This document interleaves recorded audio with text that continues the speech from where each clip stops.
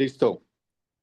Bueno, buenas tardes a todos. Vamos a dar inicio a la actividad académica de cuidado intensivo y medicina crítica del Departamento de Anestesia de la Universidad. El día de hoy tenemos a Juan Camilo Cleves. Juan Camilo es médico ginecólogo obstetra de la Universidad del Valle y actualmente es fellow de segundo año de medicina crítica de la Universidad del Valle. El día de hoy vamos a tener un caso clínico bien interesante en relación al tema de la relajación muscular. Aparte del caso clínico, pues se va a hacer una revisión basado en la evidencia sobre el tema. Como siempre, Juan Camilo va a dar su ponencia y posteriormente vendrán los comentarios de los docentes, participantes en el auditorio y participantes en el auditorio virtual. Empecemos, Juan Camilo. Listo, buenas tardes. Para quienes no me conocen, mi nombre es Juan Camilo Cleves, soy residente de Medicina Crítica, como ya dijo el doctor Caballero. Y pues la idea es desarrollar esta actividad académica que normalmente realizábamos en otro horario, pero pues por condiciones del tutor nos tocó realizarlo hoy precisamente. Este caso clínico es bastante peculiar, no lo vamos a desarrollar como tradicionalmente lo desarrollamos, es ir desarrollando el caso y los problemas académica y haciendo una revisión extensa de la literatura, porque no notaría. Lo que vamos a hacer es un resumen concreto de lo que fue la historia clínica de la atención del paciente y vamos a llegar al evento crítico o el evento de interés en este caso. Para empezar, esto tiene que quitarse. Ya. Es un paciente quien ingresa este caballero ingresó el 24 de junio. Un paciente de 34 años, sanidad militar. ¿Qué tenemos? Ingresa el 24 de junio, el triage de enfermería inicialmente dice que llega en una condición clínica delicada, palabras textuales de la historia clínica y el triaje de enfermería, por lo cual hacen una valoración primaria y prioritaria de la parte de medicina general en urgencias. La atención médica general básicamente dice que es un paciente que llega con un dolor abdominal intenso de varios días de evolución. Y si ustedes ven el desarrollo de la enfermedad actual, es un paciente de 34 años, 5 días de evolución de dolor abdominal epigástrico, inicio súbito, que se irradia en cinturón, fuerte intensidad, náusea y vómito. Y posterior a eso, en las últimas 48 horas se viene asociando a fiebre, malestar general. No hay antecedentes de trauma y lo único que llama la atención es un antecedente de consumo de alcohol, sin ningún otro antecedente relevante. Al examen físico de ingreso tenemos estos signos vitales y estas otras apreciaciones. Regular estado general, con dolor, signos vitales 90-60, 110 de cardíaca, temperatura 38.5. Voy a llevarlos un poquito arriado por lo que les digo que es un poquito extenso. Con una saturación de oxígeno 94%, ya con un Venturial 50%. Abdomen lo describen distendido, doloroso la palpación en todos los cuadrantes, principalmente en el epigastro mesogastrio, y dice que teníamos disminución de los ruidos hidroaéreos. Desde periferia ya venía con un diagnóstico presuntivo y por las características clínicas le hacen la anotación de una pancreatitis aguda grave, un hilo paralítico, sepsis de probable en origen abdominal y una hipovolemia secundaria al problema 1 que tenemos. Estas son las órdenes que le dejaron cargadas al momento de ingreso y pues fueron desarrollando. Dentro de los exámenes, igual como les digo, no me voy a extender en todos estos, pero básicamente al ingreso teníamos una lipasa mayor de 1000, leucocitosis, PCR elevada, con hipoperfusión tisular y aparte de eso una creatinina de ingreso de 1.3. Electrolitos, hipocalcemia y hipopotasemia que ya estaban en corrección y una gasometría arterial que nos demuestra una acidosis metabólica con un anion gap aumentado. Le toman un TAC abdominopélvico institucional en el cual dice que tenemos unos hallazgos en páncreas, que es páncreas aumentado de tamaño, heterogéneo, áreas hipodensas sugerentes de necrosis, colecciones líquidas peripancreáticas, infiltración de grasa peripancreática, citis leve, es decir, es una pancreatitis, ¿no? Y no la clasifican como un Baltasar E. Radiografía tórax, imágenes sugerentes de atelectasia sin ningún otro hallazgo. Con esto, cargan estas órdenes y estas conclusiones. Pancreatitis necrotizante grave, solicitan valoración por uso inmediatamente, con criterios de severidad. En respuesta inflamatoria franca, pues solicitan estudios complementarios porque no se ha descartado una infección complementaria. El caballero ingresa a UCI en estas condiciones como lo ven ahí. frecuencia cardíaca de 118, presión arterial ya de 85-50, respiratorio 24 y con la máscara ventricular 50%. Y febril todavía. Glasgow de 14, con los hallazgos que estamos viendo en la parte cardiovascular y respiratoria y el abdomen francamente distendido y doloroso con ruidos hidroaéreos abolidos. Ya en UCI lo invaden, le arrancan soporte vasopresor y inicialmente no requería soporte ventilatorio ni intubación orotraqueal. Pero por allá para el día 29 de junio la situación empeora, se deteriora clínicamente y pues la justificación de la intubación orotraqueal pues es nada más y nada menos que deterioro ventilatorio con frecuencias mayores de 35, hipoxemia severa con una PAFI calculada menor de 80 y acidosis respiratoria con pH calculado en 7.18 y un lactato que va en aumento. Alto riesgo de agotamiento respiratorio y de paro respiratorio, hipoxemia refractaria que no mejora con las medidas no invasivas y el estado séptico que también nos iba comprometiendo paulatinamente el Glasgow de paciente, deciden asegurar vía aérea. Este es el manejo posterior a asegurar vía aérea, pero recordemos que esto es 29 de junio. ¿Listo? A partir de ahí, pues ya hacen un diagnóstico inicial de un SDRA leve. En esta primera instancia reciben un manejo con relajantes neuromusculares por 3 días en este primer episodio de SDRA. Se desmontan los relajantes neuromusculares y desmontan los parámetros altos que venían recibiendo. Pero pues para hacer cuerda y taxativos lo que vamos a hacer es enfocarnos en esa línea azul que ven ahí. Esta es la línea de tiempo de todo lo que le pasó a este caballero a lo largo de la hospitalización, desde el 29 de junio que le aseguraron la vía aérea hasta las primeras semanas de diciembre. Múltiples hits infecciosos, ventilación mecánica prolongada, se le realiza traqueogastro. El hit infeccioso fue tanto urinario, intraabdominal, lo intervinieron con 4 neumonías a ese momento por gérmenes multidrogoresistentes y venían ya el desmonte de parámetros de ventilación mecánica, finalizando noviembre, arrancando primeros días de diciembre.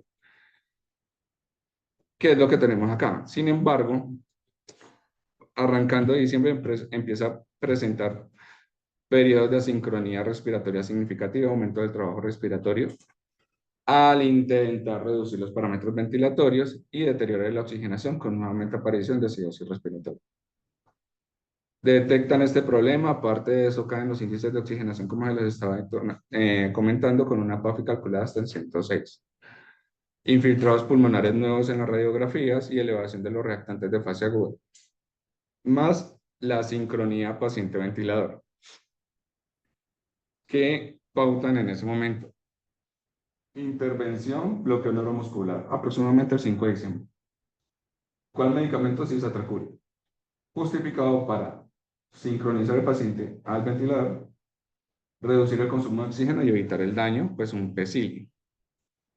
Realmente los sucesos fueron desaturación, asincronía, acidosis respiratoria, aumento de trabajo respiratorio los 4 primeros días de diciembre y para el 5 de diciembre pues arrancamos el goteo de relajante neuromuscular.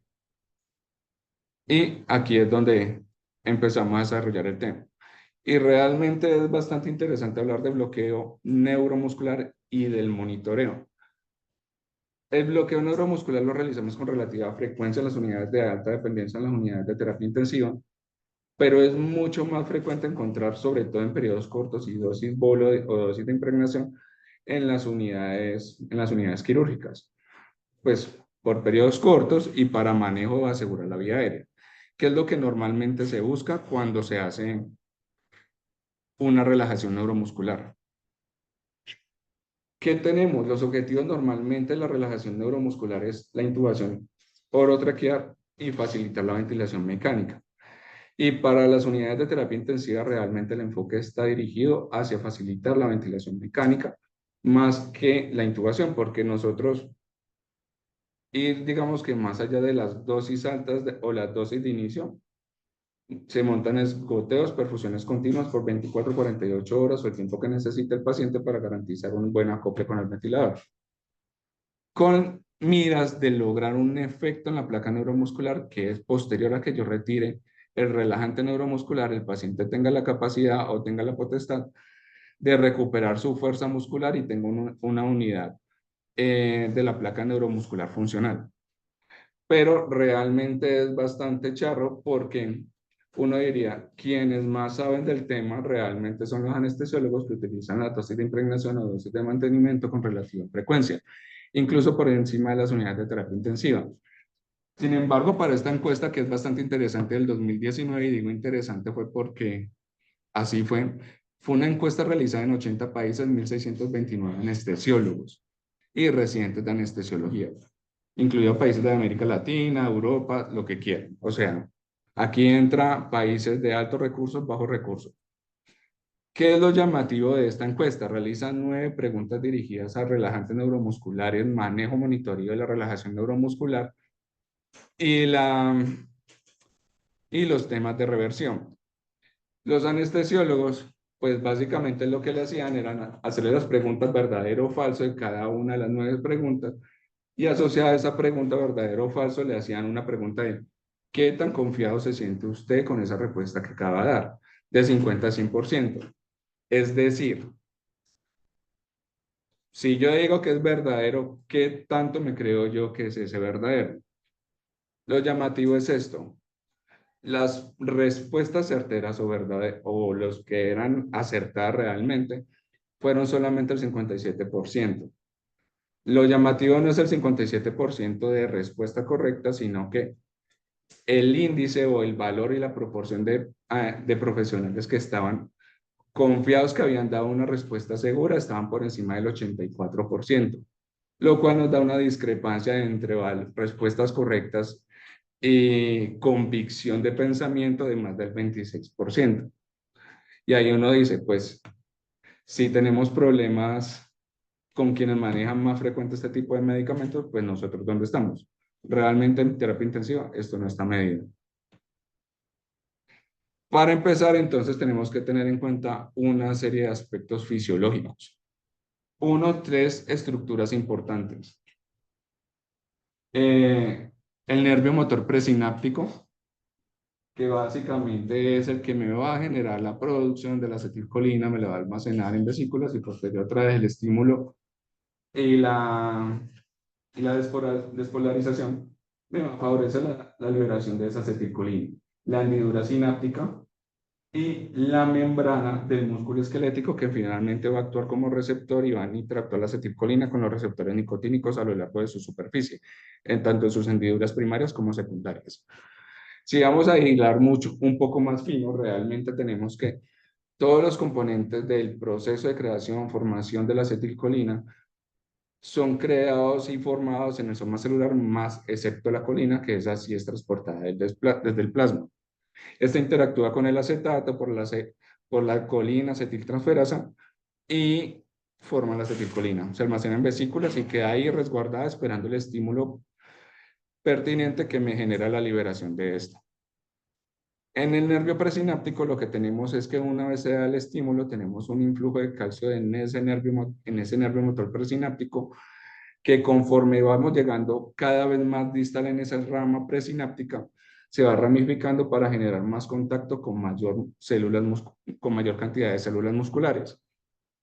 Este influjo de calcio a través de otras sustancias como la sintexina favorece como, digamos así, como el reclutamiento, la liberación y aumento de concentración en la membrana terminal de vesículas llenas de acetilcolina para generar una liberación a esa respuesta de despolarización que se está dando.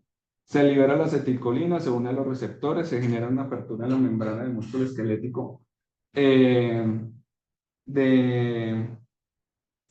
los receptores nicotínicos y se genera finalmente la contracción muscular por la interacción de todos los iones que están implicados.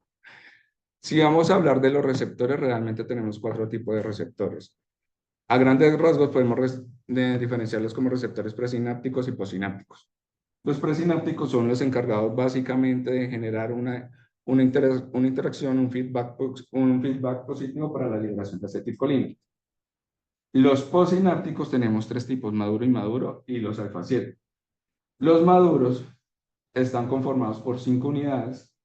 Estas 5 unidades, que son estas que ustedes ven aquí, tienen componentes multímeros alfa, beta, un delta y épsilon.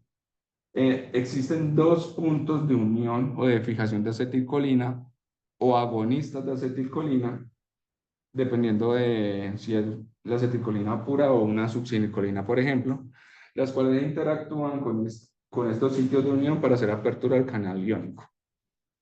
Los inmaduros, por su parte, tienen una gran representación, sobre todo en ciertas enfermedades, en ciertas condiciones clínicas, cuales, por ejemplo, pacientes denervados, pacientes con postraciones prolongadas o quemados, tienen mayor expresión de los receptores posinápticos inmaduros, los cuales, digámoslo así, una vez interactúan con su transmisor efector, se genera una apertura sostenida en el tiempo, lo cual favorece liberación de potasio en sangre, lo cual puede ser uno de los mecanismos por los cuales la succinilcolina en pacientes con condiciones como las que describí, se puede favorecer la presentación de hipercalemia. Y los alfa 7, pues que básicamente para estas condiciones son multímeros propios de multímeros alfa que requieren la interacción con 7 puntos de unión de alfa.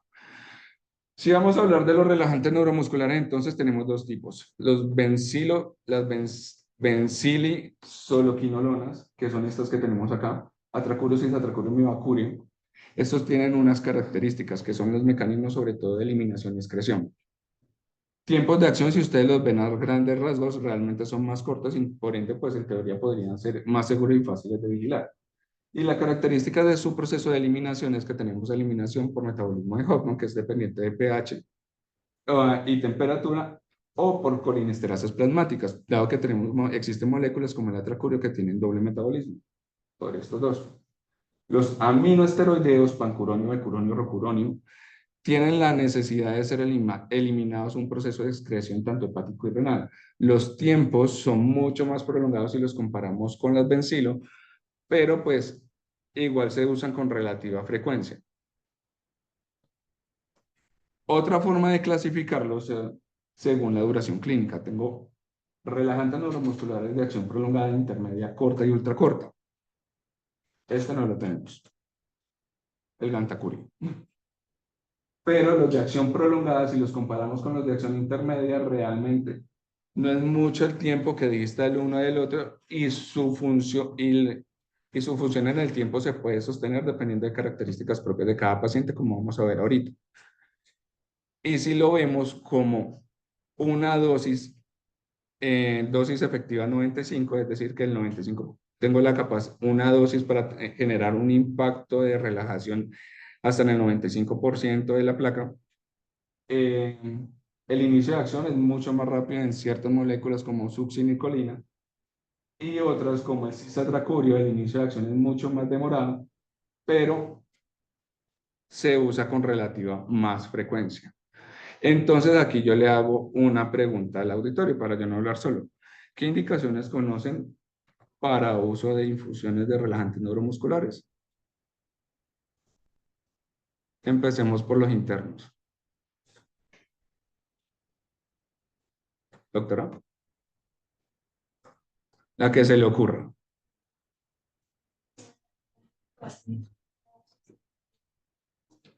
Listo.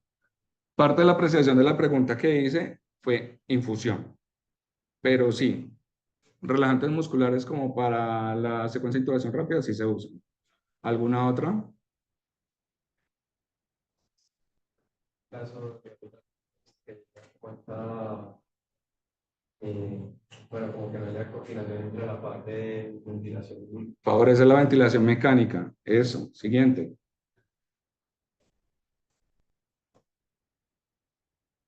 Pasa. Siguiente. Bueno, doctora López, SRA, Nieves.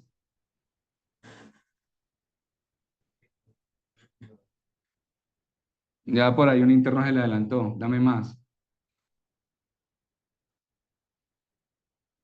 Bueno, realmente la mayoría de los especialistas, y ya ahí los corto, se enfrascan solamente en la utilidad de los goteos de relajantes neuromusculares limitados al SDRA y acopla ventilación mecánica. Pero si se hace una revisión de la literatura, digamos que existen otros escenarios clínicos en los que es factible utilizar las infusiones de relajantes neuromusculares, dentro de los que están SDRA, el paciente que tengo con una ventilación mecánica difícil de acoplar, el estado asmático bajo unas condiciones específicas, hipotermia terapéutica, que tenga presión intracraniana elevada o intraabdominal elevada, y la reducción del consumo de oxígeno dependiendo del estado de choque tan profundo que puede llegar a tener este tipo de pacientes críticos. Entonces, para nadie es un secreto que con frecuencia lo utilizamos es para apoyarnos y ayudarnos con la ventilación mecánica. Y realmente el efecto es plausible, reproducible y se ha visto en múltiples escenarios clínicos e investigaciones. Por lo menos, si comparamos grupos de relajantes neuromusculares versus control, que es básicamente que no lo utilizaron, tengo tasas de recuperación más tempranas de PaFIO2 y menores requerimientos de presión al final de la aspiración, aquello del PIB. Y si ustedes se acuerdan de un estudio que mostró Catalina por allá en su presentación de SDRA, en el Acurasis es uno de los ensayos clínicos controlados más grandes que nos avaló en algún momento el uso de relajantes neuromusculares en SDRA, en el cual pues se ve que aumenta la sobrevida respecto al grupo control, cosa que no se vio en el ensayo clínico posterior, que es el ROS. Pero si queremos ver qué ha salido del ROS para acá, o el PETAL, múltiples publicaciones. Tenemos publicaciones que dicen que se asocia a menor barotrauma, mejora la oxigenación, disminuye la mortalidad en SDRA, mejora la oxigenación o simplemente un conjugado de todos estos resultados que estaban buscando. Pero digamos que no es algo inocuo y como ya lo habíamos mencionado, pues entre más lo usemos, más tiempo se use, más prolongada sea la infusión, se puede llegar a asociar a otros tipos de complicaciones. Y en el estado asmático realmente no es digamos que si bien las guías lo consideran algo plausible, no tiene una recomendación franca a favor, dado que uno, no mejora mortalidad, dos, no necesariamente mejora las estrategias de ventilación mecánica y tres, por el contrario, desencadena otro tipo de complicaciones como es la debilidad muscular y aumenta el riesgo de síndrome post-UCI. En una guía que es por allá del 2023 del uso racional de relajantes neuromusculares, 2016, del uso racional de de relajantes neuromusculares, si ustedes ven acá la recomendación para el uso de relajante neuromuscular, realmente en el estado asmático no es fuerte, pero digamos que queda ahí como en el tintero que es una opción off-label en caso que tengamos pacientes difíciles de ventilar. En cuanto a trauma craneoencefálico, realmente las publicaciones y los resultados, al igual que en el estado asmático, no muestran un mejor resultado el usar el relajante versus no usarlo. Y por el contrario, ni siquiera en dosis efectivas 95 a 2 o 4 dosis efectivas 95. Y por ende, las recomendaciones a favor para el uso de pacientes con trauma craneoencefálico severo paran ahí también. En hipotermia, tenemos lo mismo.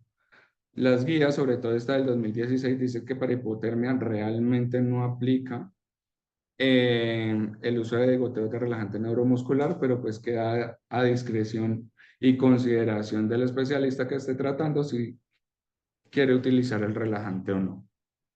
Pero entonces continuemos con el caso. Uno diría, ¿qué le pasó a Julio que venía tan bien y de un momento a otro se deterioró? Para el 3 de diciembre, que era arrancando la semana de diciembre, tenemos esta placa. ¿Qué le ven en esa placa?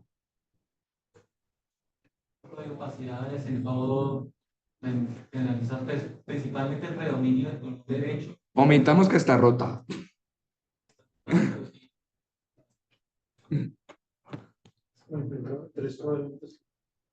Bien.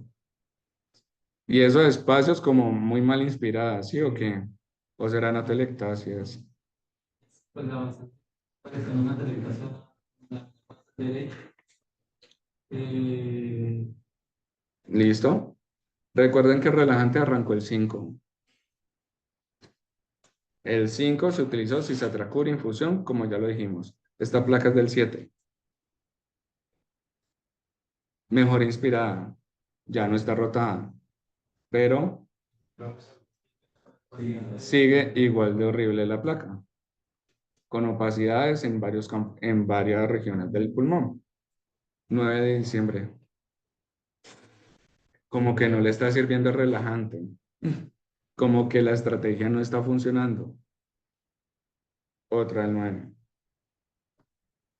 Entonces, definitivamente a lo largo de la evolución tras el inicio del relajante neuromuscular, lo que se vio en este caso es que el paciente, pese a la recomendación, a lo que se estaba buscando en él, él seguía asistiendo al ventilador mecánico, seguía como, es decir, no estaba plenamente bloqueado, por lo menos clínicamente.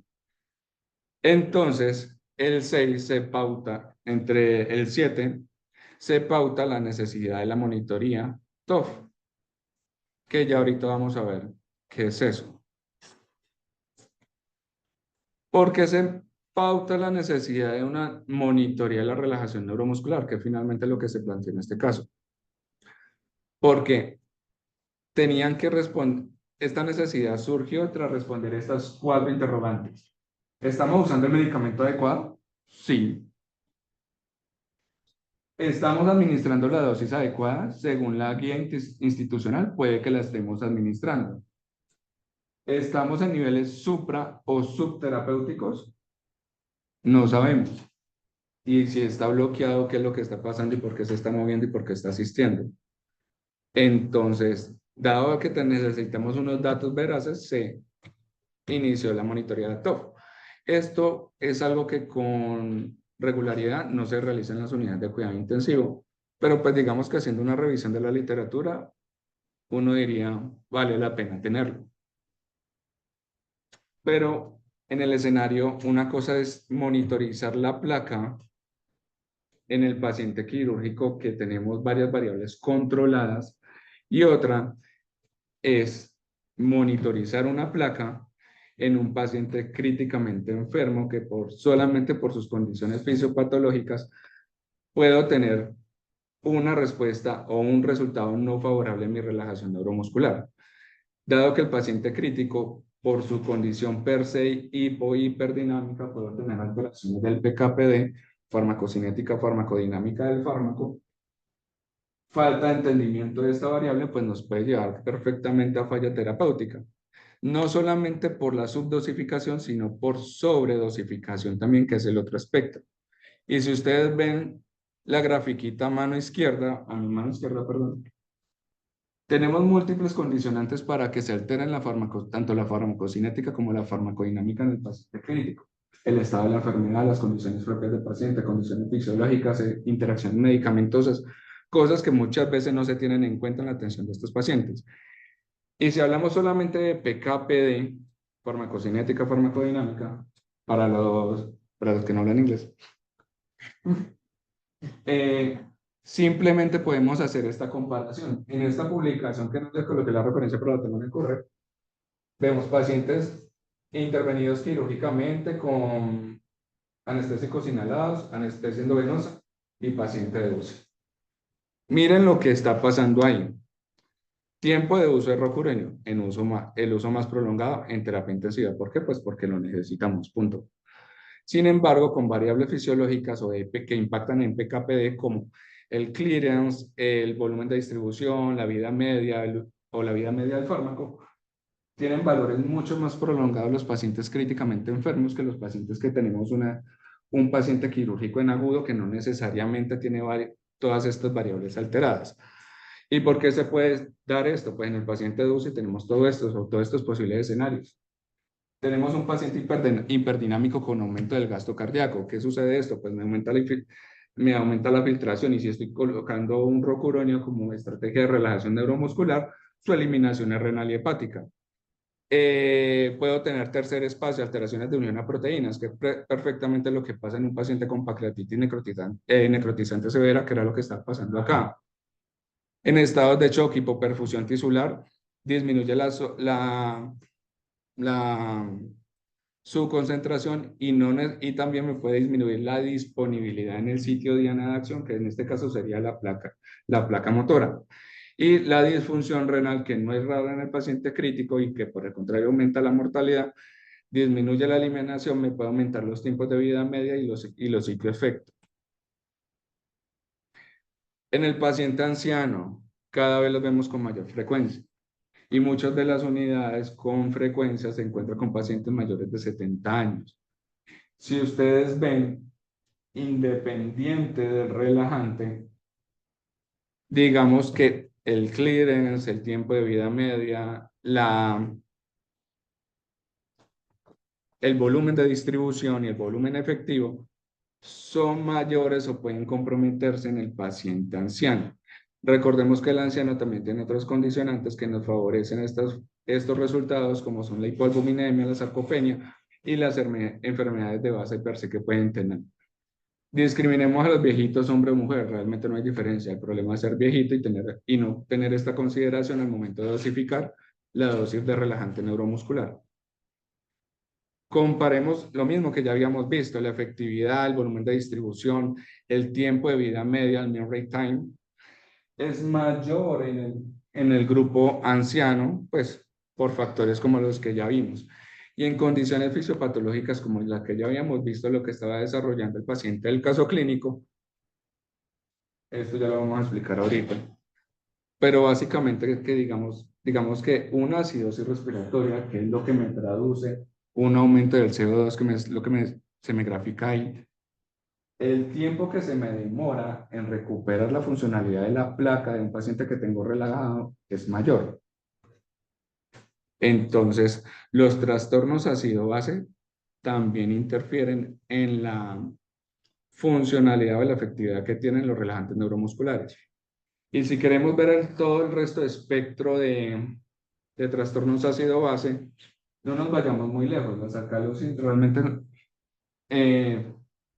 se pueden ver, pero sí, lo que vemos con mayor frecuencia es esto, las acidosis. Tanto la metabólica como la respiratoria, si ustedes ven, aún pueden aumentar la disponibilidad, la actividad y tener un impacto en la eliminación de los relajantes neuromusculares, sobre todo los esteroideos. Otras variables que no se tienen en cuenta en el paciente crítico, la hipotermia.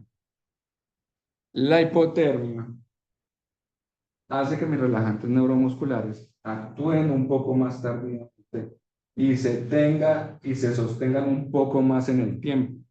Es decir, se demora más en actuar y se demora más en eliminar. La hipertermia, por otro lado, lo que tenemos es que conforme estén los picos febriles, va a requerir más dosis de relajante neuromuscular para tener el efecto mínimo deseado en la placa neuromotora, que es lo que se alcanza a ver acá. Y posteriormente, conforme baja la temperatura, tenemos un control de la placa y la dosis efectiva del relajante neuromuscular. La disfunción orgánica múltiple. Digamos que esto hay que coger un poquito con pinzas. Y realmente la mayoría de las publicaciones en cuanto a disfunción orgánica múltiple y disfunción de la acetilcolinesterasa son estudios in vitro. Pero básicamente lo que se ve es que conforme se instaura una disfunción orgánica múltiple, según el valor de Apache o la cantidad de órganos que yo tenga comprometido, más de 2, los requerimientos de dosis altas de relajante, que en este caso es la publicación ferrocuronio, para tener un control de la placa o disminuir la actividad y la sensibilidad de la acetilcolina, fueron mayores. Lo cual se ve representado en la diferencia entre las barras blancas y la barra negra. La disfunción de la acetilcolinesterasa es otra variable que hay que tener en cuenta, pero esto hasta ahora, el momento está descrito en estudios in vitro, en los cuales se ve que en condiciones de estrés los radicales libres y las uniones específicas a proteínas como proteínas carbamilo disminuye la actividad de la acetilcolinesterasa, enzima de vital importancia para hacer un control de la disponibilidad de acetilcolina en el espacio presináptico. Y la falla renal. Si ustedes ven, independientemente del relajante neuromuscular, sea atracurio, cisatracurio, becuronio o rocuronio, los tiempos de vida media, que son estos que tenemos acá, se prolongan el tiempo de acción, dado pues que tenemos un defecto en la eliminación, sobre todo en relajantes esteroideos. Interacciones farmacológicas. Los pacientes de terapia intensiva normalmente son pacientes polimedicados, polifarmacéuticos, de los cuales tengo una serie de interacciones que me pueden aumentar la disponibilidad de mi relajante neuromuscular o disminuir la disponibilidad de este, que normalmente pasa desapercibido y no necesariamente es un problema per se del medicamento. Pero como les decía previamente, el uso de estas infusiones no es algo inocuo y puede acarrear una serie de complicaciones. ¿Cuáles son una de esas? Que yo tenga un paciente inadecuadamente sedado, pero relajado. Que tenga un paciente inadecuadamente ventilado. Que mi paciente haga algo que ya ayer López hizo un comentario, que es la taquifilaxia, está escrita en los relajantes neuromusculares. Cambios hemodinámicos, inmovilidad, lo cual me favorece complicaciones tromboembólicas, complicaciones o lesiones en piel y lesiones en nervios periféricos. Y aparte de eso, tenemos que tener en cuenta la otra variable que es la debilidad por la debilidad muscular prolongada, sobre todo en el síndrome post-UCI. Entonces, ¿por qué es importante tratar este tema? Más allá de lo que ya les he comentado, también tenemos que tener en cuenta estos otros tres escenarios. Uno, el bloqueo neuromuscular residual. Esto es algo que se habla con gran entendimiento, sobre todo en las unidades de valoración anestésica o posanestésica, dado que es una complicación netamente o algo que no es esperado después de una reversión. Trastornos respiratorios, ya vamos a ver por qué, o la dosis subterapéutica.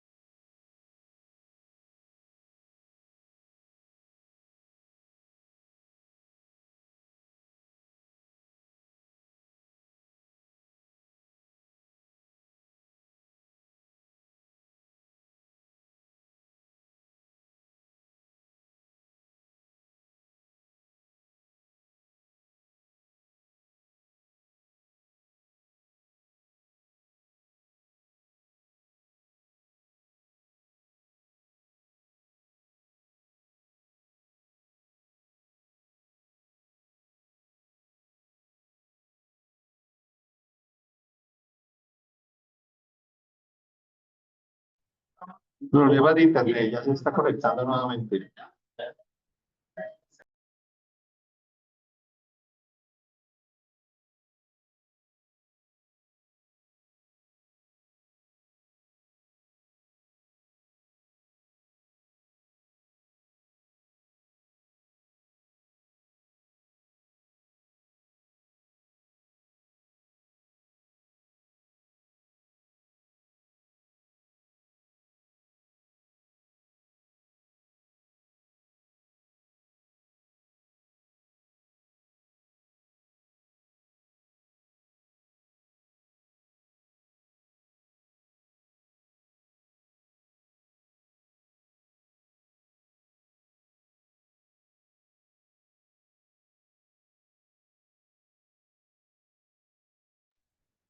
Ya está nuevamente habilitado, Juan Camilo.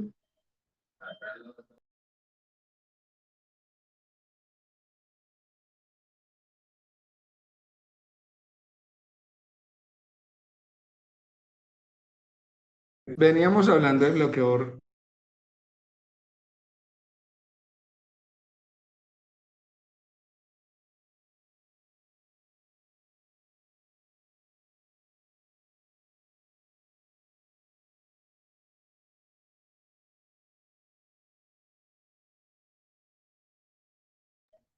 No se oye. Acción más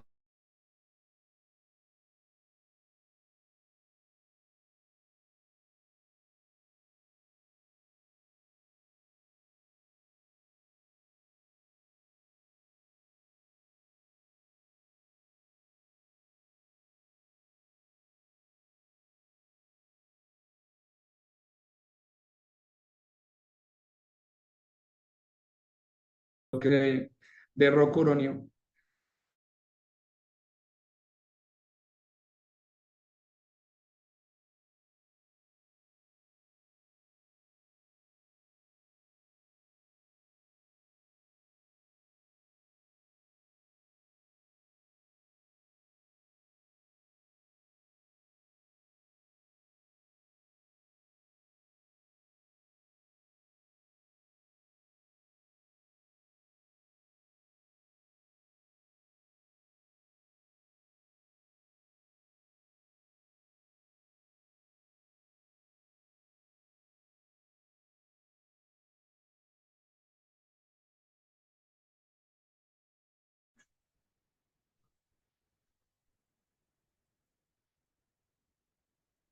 Entonces,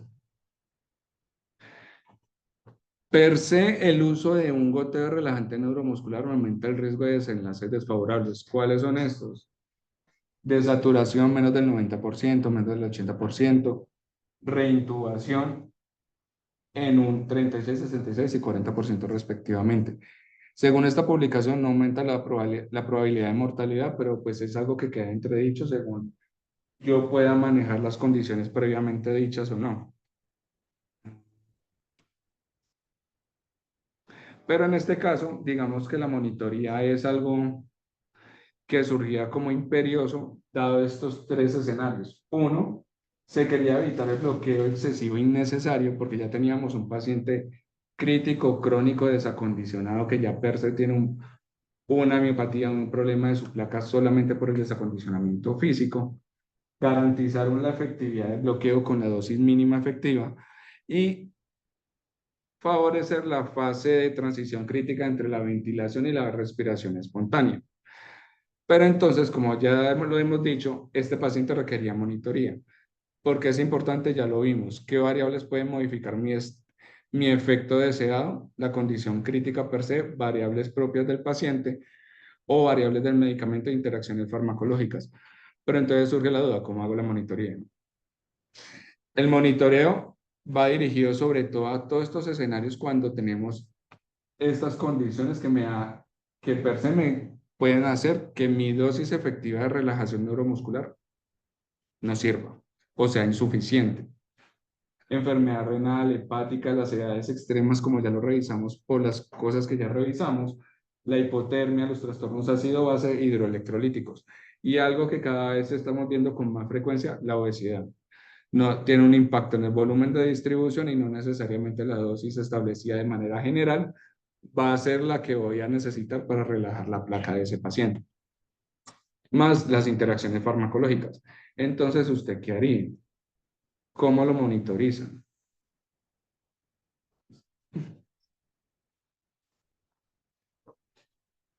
Ideas. ¿Qué se les ocurre?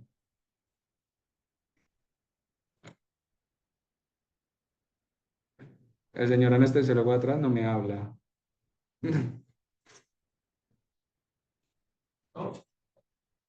Muy bien. Entonces, los tipos de monitoreo básicamente los dividimos en dos: cualitativos y cuantitativos. Y esto para que nos rindan.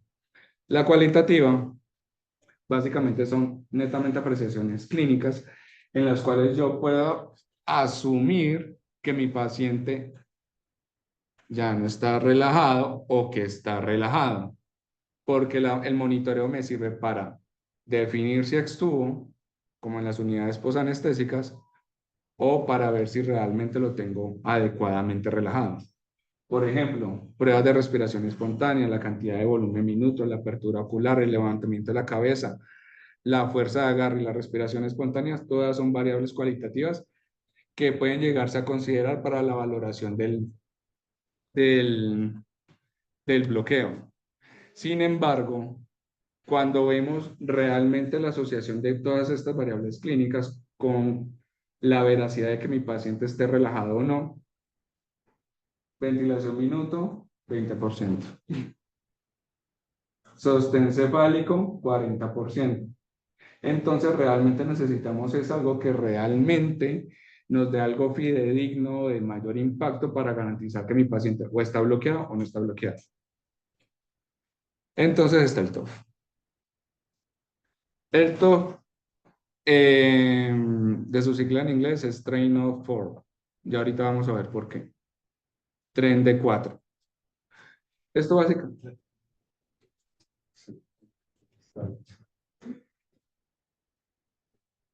el tren de 4 básicamente consiste en un estímulo del nervio ulnar de 2 Hz que me genera en 4 ocasiones separadas un estímulo de aproximadamente 0.5 milisegundos de separación. Esto puede hacer dos interpretaciones. Una interpretación cualitativa, es decir, qué tanto se me abduce el pulgar del brazo que estoy monitorizando visualmente, pero esto es tan fidedigno como el sostén cefálico. Pero también puedo hacer otras interpretaciones, que es el ratio. El ratio sobre todo está diseñado para evaluar la respuesta del bloqueo no despolarizante. Dado que me mira es la diferencia entre el primer estímulo y el cuarto estímulo, que es la primera y la cuarta rayita. ¿Qué tan disociado está punto 1 de punto 2? Por su parte, el bloqueo despolarizante no va a haber generalmente una diferencia entre el estímulo 1 y el estímulo 4, pero sí se va a ir haciendo una disminución gradual digamos, de la fuerza de la contracción. Este Train of 4 o el TOF me sirve para hacer diferentes interpretaciones y yo puedo hacer diferentes análisis. Lo primero que se describió en la literatura fueron los estímulos simples, que en la actualidad, con la dosis que vende ahí de 1 a 1.5, no tienen ninguna utilidad ni aplicabilidad clínica. El TOF, que es lo que estamos viendo, es 4 estímulos separados de 0.5 milisegundos. Los dobles disparos, 2 estallidos y el conteo postetánico, que este tiene una particularidad y hace parte del análisis y la clasificación para los grados de bloqueo neuromuscular.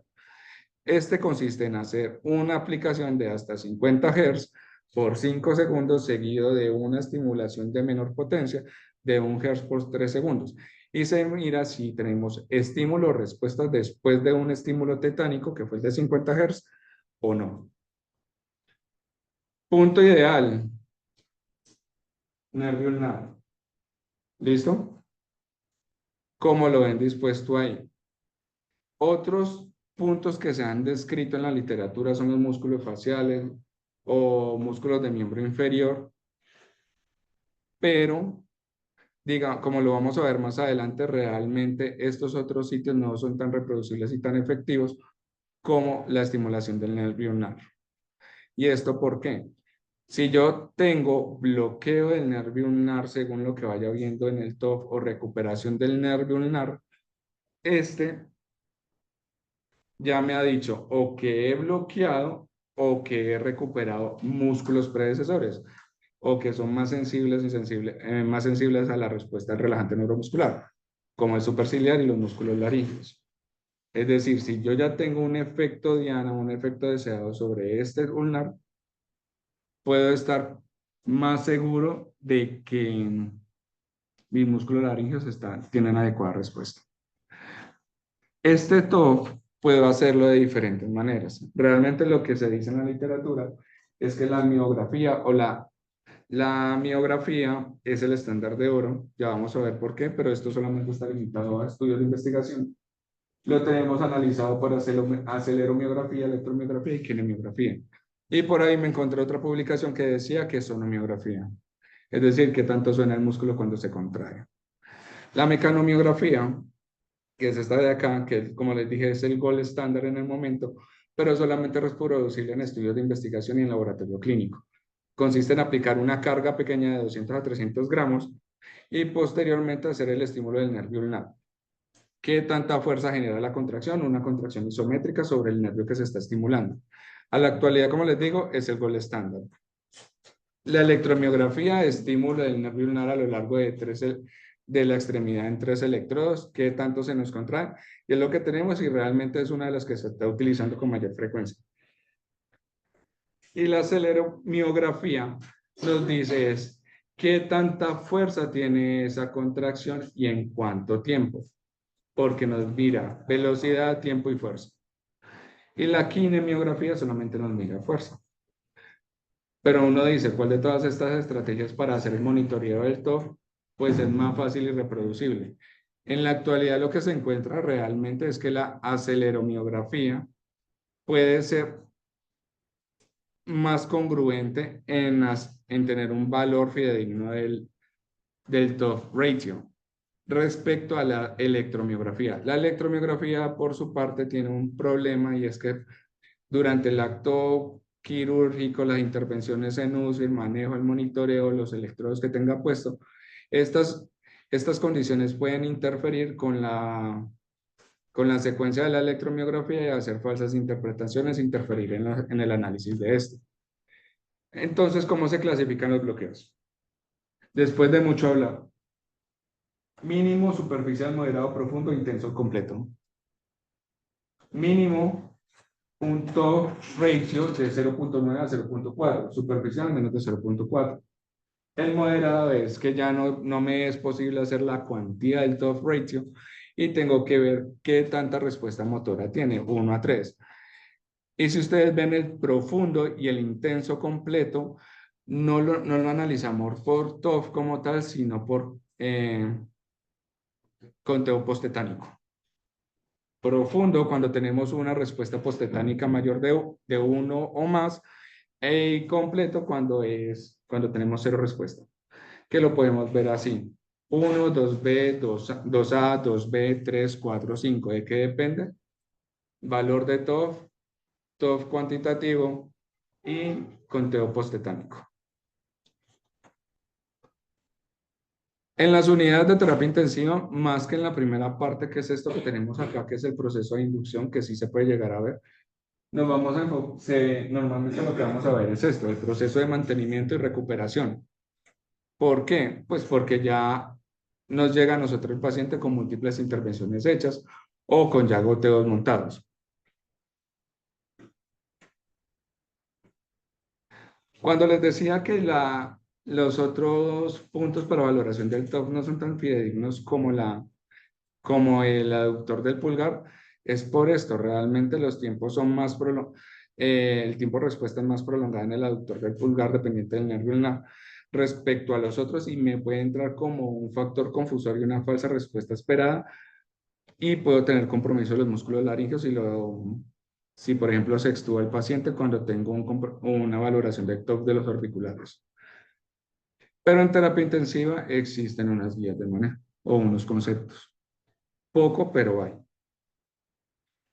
Realmente lo que se ha visto hasta el momento en la literatura y las pocas unidades que hacen aplicación y utilización del TOF o estímulo de nervio periférico es que ven que estos pacientes tienen menos dosis de becuronio para mantener el bloqueo profundo.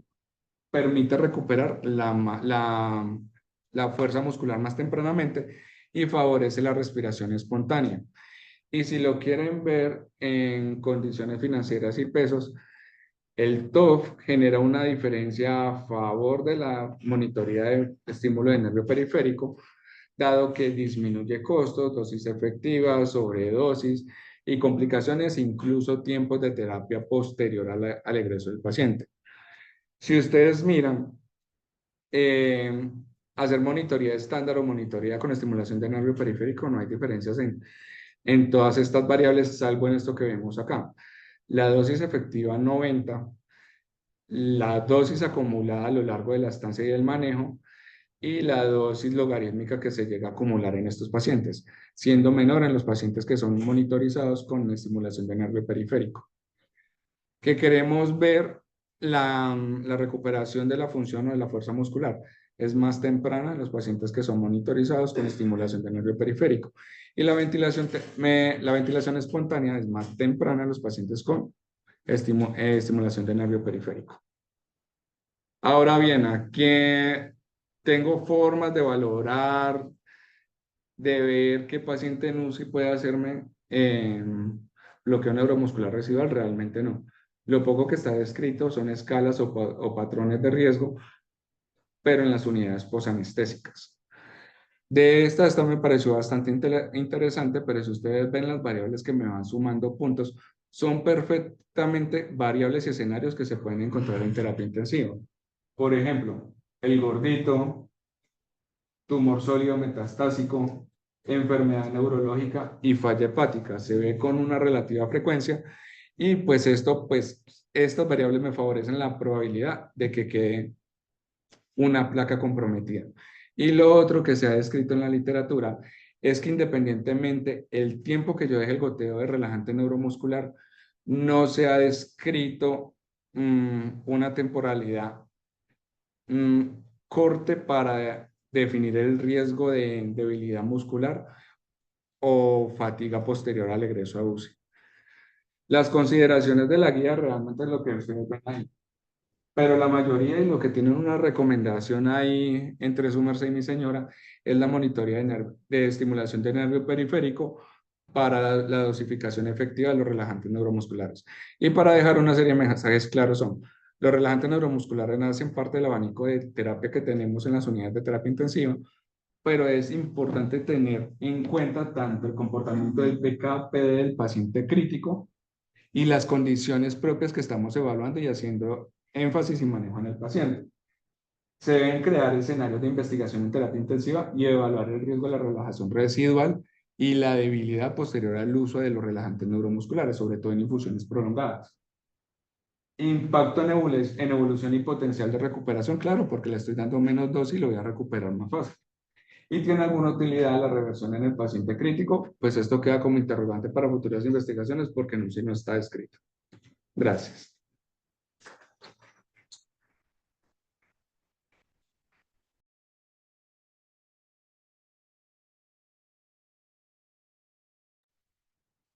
Muchas gracias, doctor. No sé, preguntas. ¿Hay preguntas en el auditorio virtual? No hay preguntas en el auditorio virtual. Bueno, me parece que el tema es muy al lugar a la gran cantidad de pacientes que tenemos con patología pulmonar asociada a su patología de base o per se a la patología pulmonar. Interesante cómo plantea cómo se altera la farmacocinética y farmacodinámica específicamente en el paciente crítico, que a veces en el escenario de las conversaciones del día a día decimos, mira, ese paciente el relajante muscular no le ha servido, no le sirve para nada. Uno le pone nada que está relajado, sin haberlo monitorizado, ¿no? Como él lo dijo, y sin tener en cuenta todas las alteraciones farmacocinéticas que él también lo dijo, dadas por pacientes hipoalbuminémicos, hiperdinámicos, con disfunciones hepáticas y renales, que tienen un impacto directo en la farmacocinética del relajante muscular.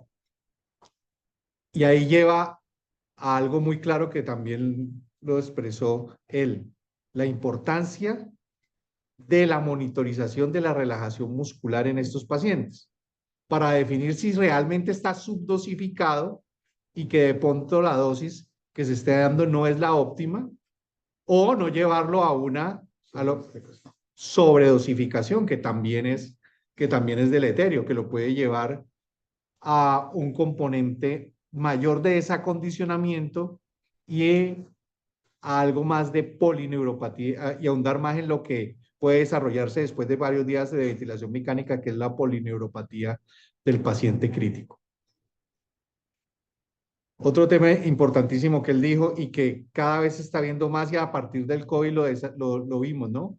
El tema de la injuria pulmonar asociada al esfuerzo del paciente, el PECILI, que va de la mano de un término, hay que pensar que Miño se fue, que es el efecto Pendelov, ¿no? Ambos van de la mano, el PECILI y el Pendelov. ¿Y cómo hacemos para acoplar nuestro paciente adecuadamente a la ventilación mecánica y evitar todos estos efectos que el doctor también los dijo?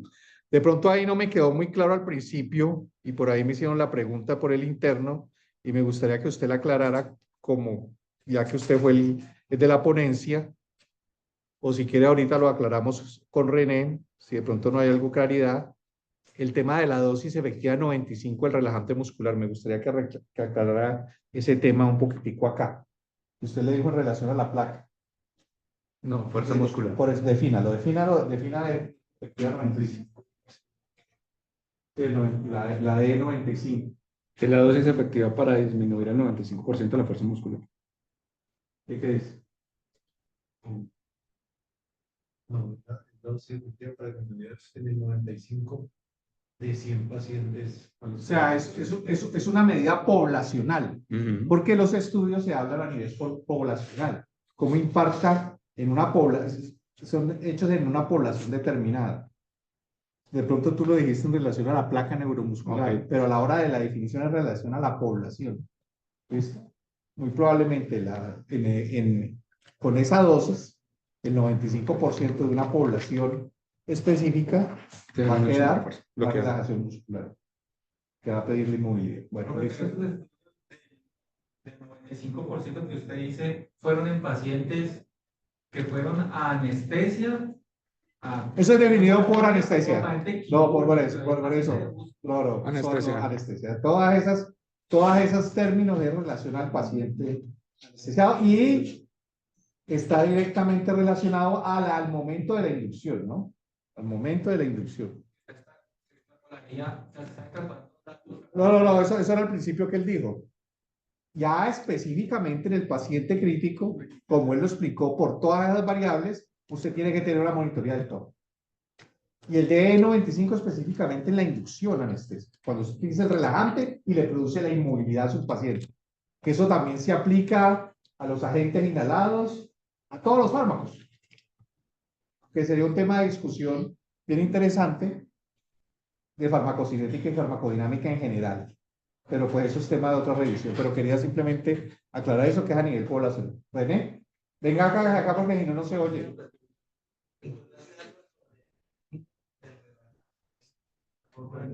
El doctor René está preguntando si se encontró desde el punto de vista de la literatura el tema ya del destete del relajante muscular, de si hay protocolos de destete. ¿Eso es lo que quiere decir? En No hay el plan de paciente destete. crítico. No hay protocolos para el destete.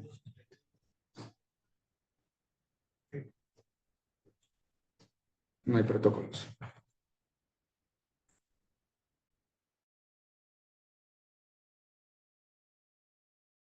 Muy bien.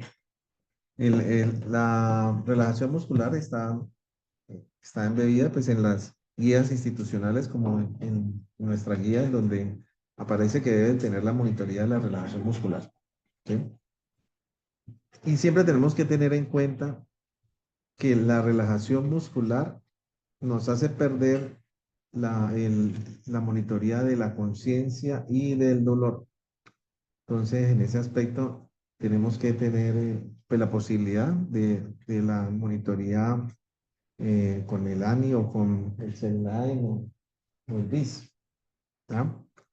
O sea que un paciente relajado es un paciente que tenemos que estar continuamente observándolo, pues porque tendríamos que tener unas variables hemodinámicas para saber si está bien, si no tiene dolor o su estado de conciencia no está bien farmacológicamente bien hecho. Hay de lo que tú dices, de cómo saber si está relajado sin tener la monitoría, también tenemos que tener en cuenta en el ventilador mecánico la curva flujo-tiempo, ¿sí? Para ver si se ve un esfuerzo inspiratorio en esa curva. Esa es otra forma de ver nuestra monitoría en el paciente relajado. Y hay otro dato interesante que hay que tener en cuenta y es en cuanto al retiro.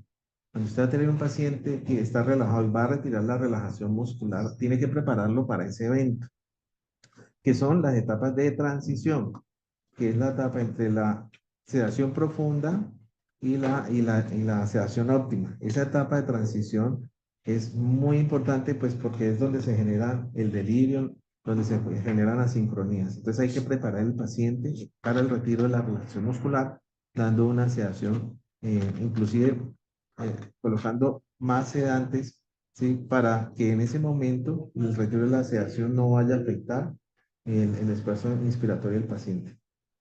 Pues son cosas que realmente no, pues no están como escritas, pero pues que se basan en las guías institucionales y en la monitoría continua de nuestro paciente. ¿Sí? Muy bien, lo felicito. Sí, muy bien. Y de la mano de lo que tú dices, miren la importancia del cuidado crítico moderno, ¿no? No le hemos puesto cuidado a la importancia de la monitoría de la relajación muscular. Se debe masificar más. Yo creo que estamos subdosificando a los pacientes teniendo en cuenta todos los factores que usted dijo.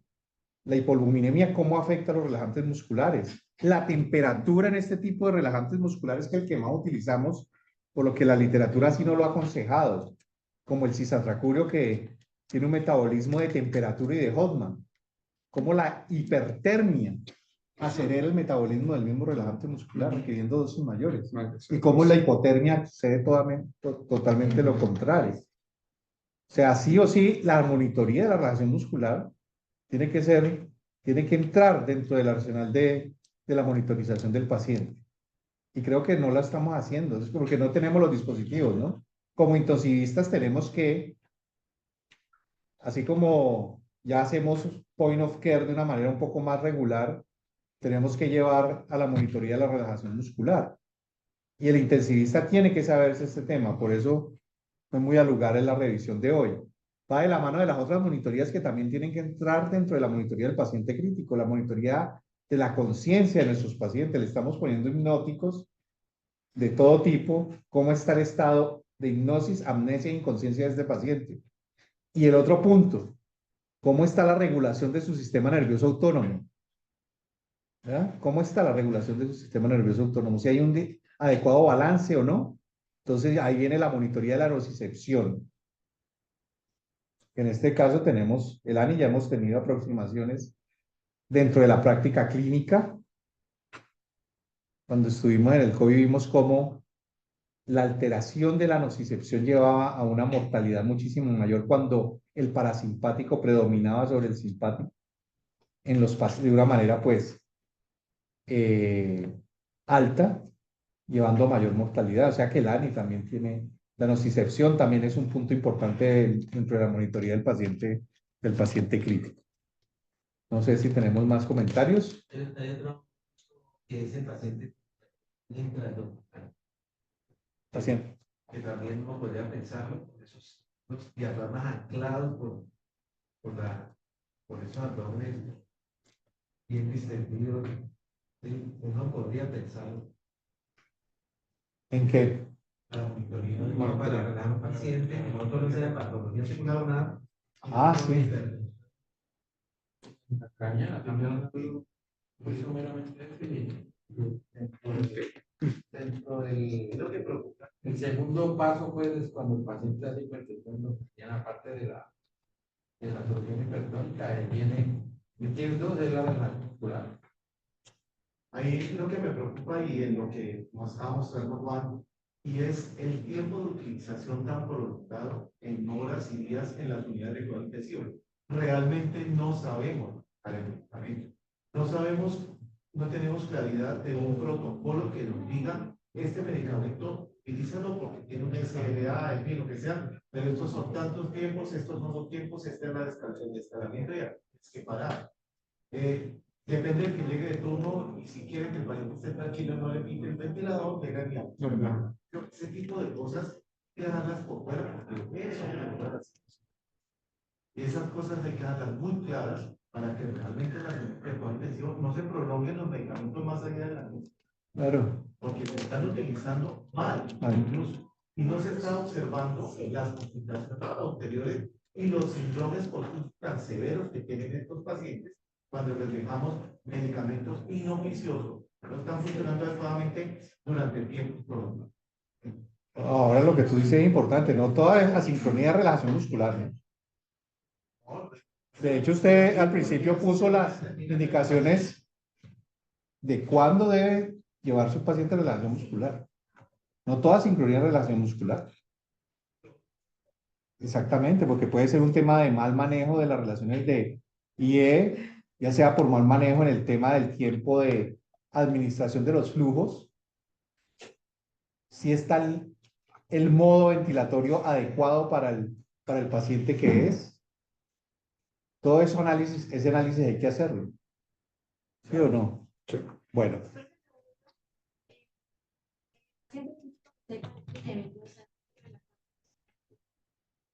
Yo sé que no te quito ninguna, pero colocarle algún para mejorar de distribución del relajante, tiene plausibilidad fisiológica o solamente nutrirlo bien nomás y esperar pues a corregir todas las variables que modifican el pues volumen de distribución. escrito no hay, ¿no? Si está el volumen endémico para optimizarle optimizar los medicamentos que tienen alta unión a proteínas, o sea, infiriendo eso, realmente no está, ¿no?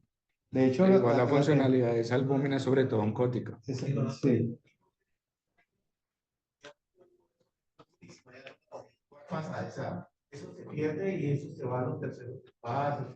No, la función de esa albúmina es oncótica, no.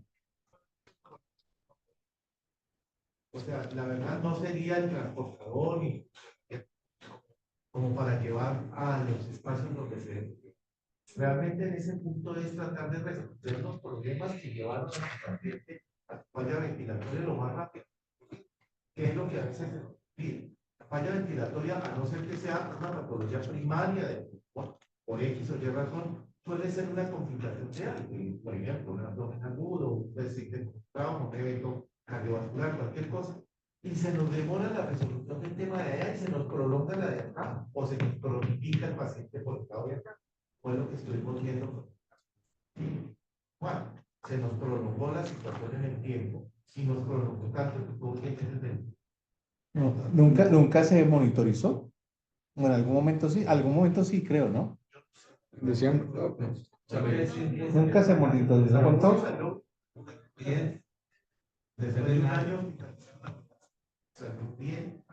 Sí, lo notaron mucho Bueno, de y no sé si de pronto hay alguna forma de pedir niveles que sean más fácilmente manejables que los mismos, digamos, sistemas que me parecen más fáciles para los anestesiólogos que para los demás mortales de acetilcolina. Por ejemplo, niveles de acetilcolina en la plasma registrada. La cosa es que uno pueda saber y pueda decir, hoy la dosis de cicatriz la voy a aumentar o la voy a bajar. Lo más fácil es el TOF. Sí, no hay otra. Lo más fácil es el TOF. De hecho, los monitores lo tienen TOF ya adicionados a los monitores. muchos monitores de anestesia. Es simplemente ponerlos aquí también en la UCI. Claro.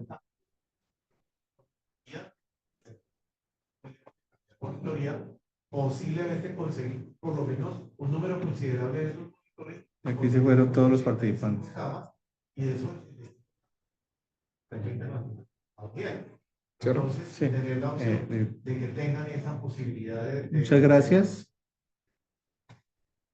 Hasta la próxima semana.